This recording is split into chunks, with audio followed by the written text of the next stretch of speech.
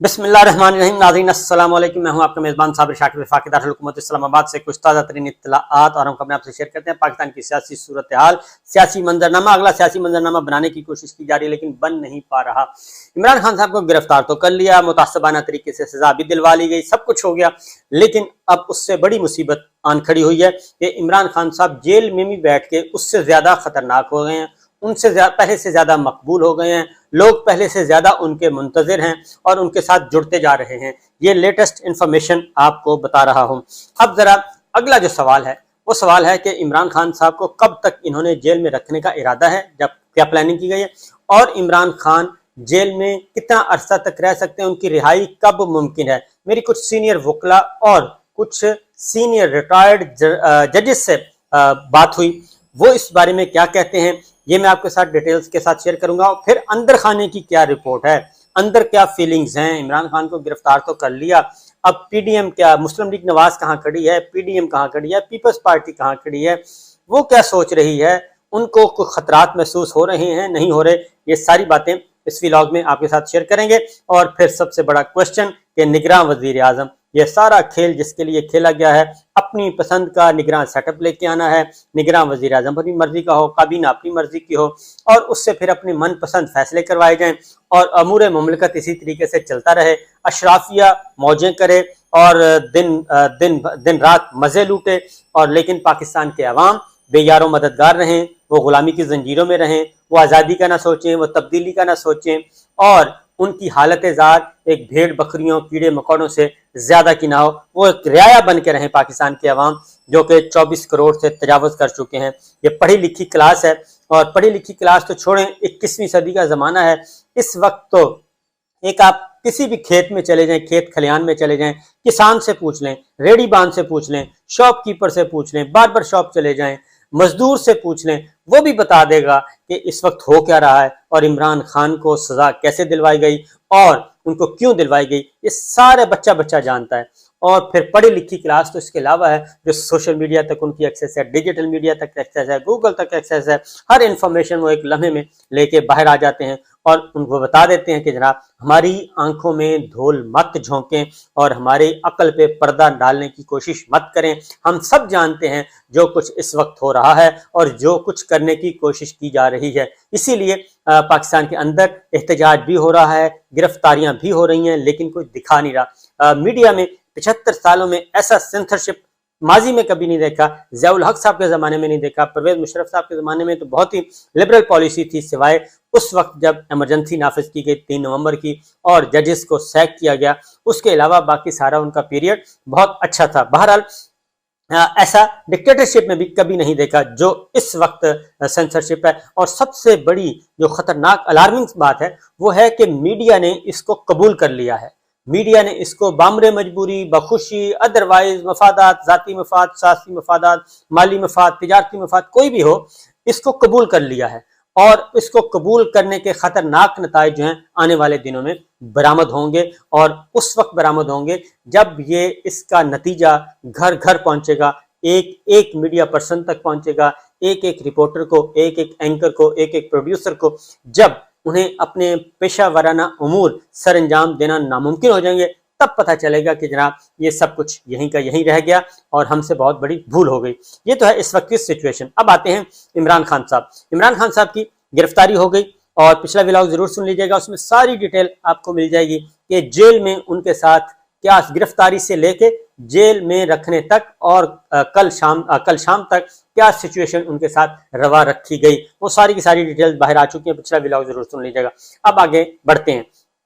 सूरत हाल ये है कि जो सीनियर वकला हैं वो तो बड़े होपफुल हैं, रिटायर्ड जजेस बड़े होपफुल हैं, उन्होंने तो बाकायदा तौर पे बता भी दिया कि इमरान खान साहब की रिहाई कब होगी। उस तरफ तो आते हैं बाद में, पहले आते हैं इस वक्त जो प्रोसेस जो चल रहा है। Islamabad high court chief justice Aamir Farooq साहब, उनका बड़ा इम्तहान है, उनकी तरफ उंगलियां बहुत उठ रही हैं और लोग उनकी तरफ देख रहे हैं। उनका एक बड़ा लंबा कैरियर है, 8 साल उनकी सर्विस अभी पड़ी है, पूरे 8 साल उनकी पड़ी है, और 8 साल सर्विस जिस ऑनरेबल जज की हो उसको बड़ी लंबी इनिंग्स खेलना होती है। तो बहरहाल उनका इम्तहान है اور عمران خان صاحب ان پہ عدم اعتماد کا اظہار کر رہے ہیں، اور وہ اس لیے کر رہے ہیں کہ ان کے ساتھ کافی زیادتی ہوئی ہے عمران خان صاحب کے ساتھ۔ اور یہاں اب امتحان ہے چیف جسٹس عامر فاروق صاحب کا اپنا، کہ ان کے اپنے فیصلوں کو بے توقیر کیا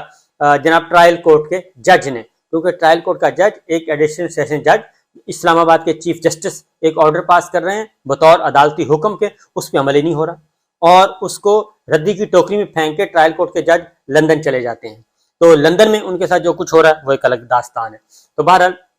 یہ ہوا، اور اس کے بعد یہ ساری سچویشن جو ہے یہ کوئی اچھی نہیں ہے، اچھی علامت نہیں ہے پاکستان کے لیے، پاکستان کے جوڈیشل سسٹم کے لیے، نظام انصاف کے لیے۔ تو بہرحال عامر فاروق صاحب کے پاس وہ ہے جی اپیل ہے، پہلے اعتراضات عائد کر دیے، 2 درخواستیں ہیں، اور نمبر 1 ایک ان کو اڈیالہ جیل منتقل کیا جائے، اور ان کو قانون کے مطابق جو ایک سابق وزیر اعظم کا سٹیٹس ہے، جو اس کے پروٹوکولز ہیں، اور اس کے اکارڈنگلی جیل مینول میں ان کے ساتھ سلوک برتاؤ کیا جائے۔ اس کے علاوہ اور کچھ نہیں مانگا جا رہا، یہ نہیں کہا جا رہا کہ ایئر کنڈیشن لگوا دیں، اور یہ بھی نہیں کہا جا رہا کہ وہاں پہ آپ وہ والی سہولیات دے دیں جو نواز شریف صاحب کو تھیں، شہباز شریف صاحب کو تھیں، اور ان کے وزراء کو تھیں، وہ والی مریم صاحبہ کو تھیں، وہ والی سہولیات عمران خان صاحب نہیں مانگ رہے کہ ایک پورے کا پورا ایک وہاں پہ 2 کنال کا گھر ان کو دے دیا جائے،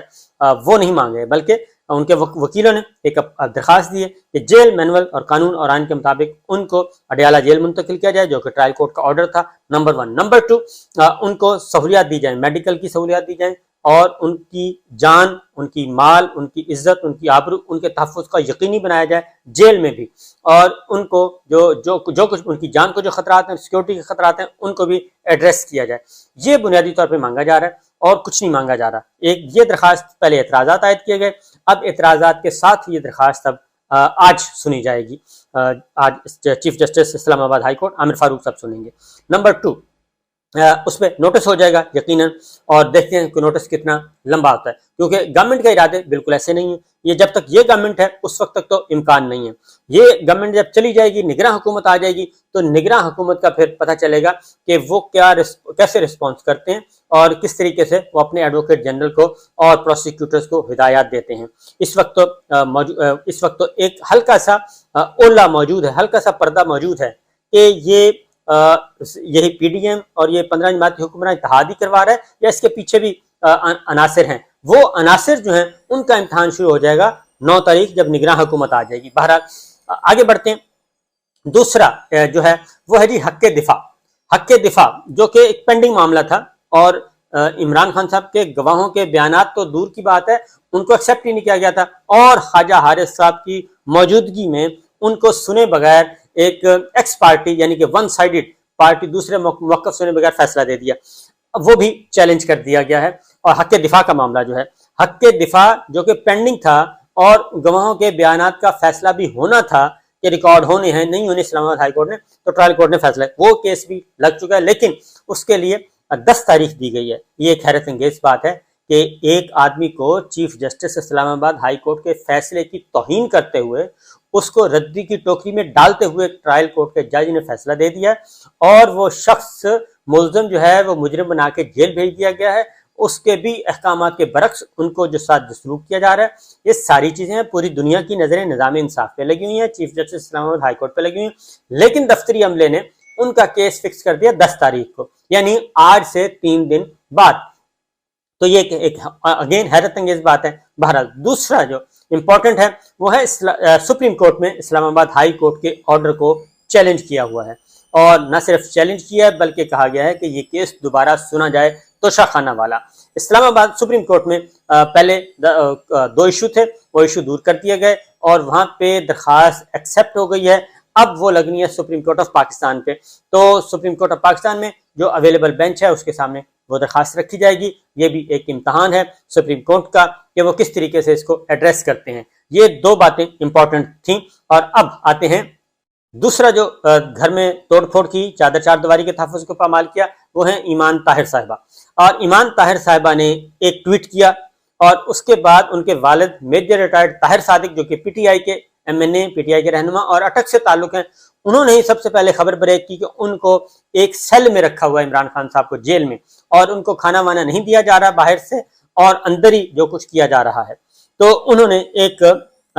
ویڈیو بیان جاری کیا طاہر صادق صاحب نے، तो अब ताहिर सादिक साहब पे भी मुसीबत आने की है, जैसे चौधरी परवेज इलाही साहब इस वक्त जेल में गल सड़ रहे हैं, इसी तरीके से अब ताहिर सादिक साहब पे भी मुसीबत आई। ईमान ताहिर ने भी ट्वीट किया था, लिहाजा उनके घर में कल छापा मारा गया जी, तोड़ फोड़ की गई, वो सारी वीडियोस आ चुकी हैं, मौजूद हैं, तो उन पे भी हो गया। डॉक्टर बाबर वान साहब पे भी हो गया। उसके बाद सीमाबिया ताहिर जो हैं MPA एक्स पाकिस्तान तहरीक इंसाफ की, उनको एहतसाब अदालत ने उनको डिस्चार्ज कर दिया है, उनको भी गिरफ्तार किया था। तो वो एक रिहाई हुई है और इधर गिरफ्तारियों की कोशिश की जा रही है। वकला इस वक्त जो असल ताकत है वो है जी वकला की। वकला मैदान में आ गए हैं और वकला एहतजाज भी कर रहे हैं, और न सिर्फ एहतजाज कर रहे हैं बल्कि मुकम्मल तौर पे मुनज़्ज़म मनसूबाबंदी भी कर रहे हैं, प्लानिंग कर रहे हैं कि इमरान खान साहब को बाहर कैसे लेके आना है, ये गैर कानूनी और गैर आइनी फैसले को मुअत्तल कैसे करवाना है, वो सारी एक चल रही है। लेकिन वकला मुख्तलिफ बार्स में एहतजाज भी कर रहे हैं और शहरों में भी कर रहे हैं, लेकिन उनको कोई दिखा नहीं रहा, क्योंकि सेंसरशिप जो है, मैंने बताया कि बदतरीन किस्म की सेंसरशिप आयद है। उसके बाद आते हैं जी कोर कमेटी का फैसला हुआ। इमरान खान साहब के कोर कमेटी का इजलास